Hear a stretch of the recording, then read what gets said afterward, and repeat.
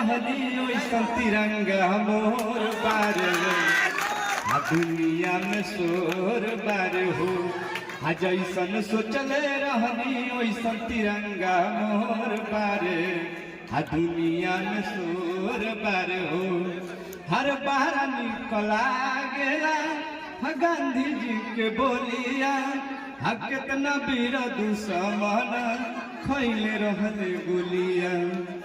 अरे बाबू अरे सुनेगा आहो काका हो अरे क्या कहते रहो।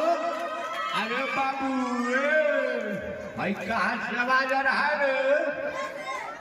आहो काका अरे मैं खाता नॉट भाई ज्ञान गंगा कोचिंग सेंटर से आवाज आवत हो गणतंत्र दिवस के शुभ अवसर पर। अरे बाप रे बारे अरे बूढ़ी अरे कहाँ है रे? अरे नहीं सुन रही हो काजी? हाय जी हर कहाँ काय के बोलता नहीं जी। अरे हम कॉल के कान में लगे रखले बनूंगी।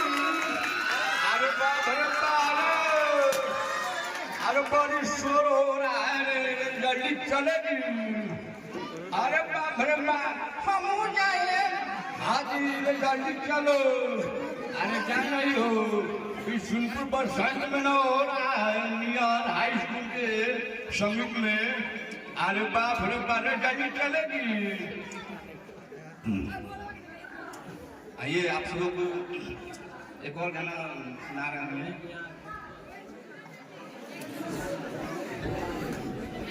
हिंदू मुस्लिम सिख ईसाई आपस में है सब भाई भाई। हिंदू मुस्लिम सिख ईसाई आपस में है सब भाई भाई। सब एकता बनावा नारा बापू के लगावा। सब भारत माता के जय बोलते रह